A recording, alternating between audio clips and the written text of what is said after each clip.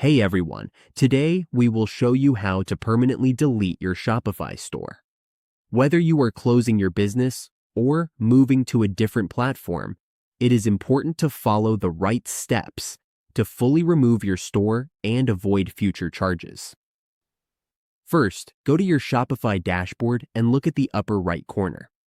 Select the store you want to delete, then click View All to see all your stores. Select the store you want to delete and click on it. Once you're inside the store, go to Settings. From Settings, open the Plan section.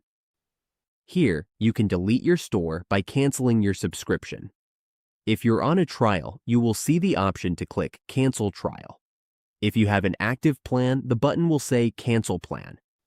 To delete your store, simply click Cancel Trial or Cancel Plan. After clicking, confirm your choice and hit Continue. You will then need to accept the license agreement. Once you continue, your store will be deleted.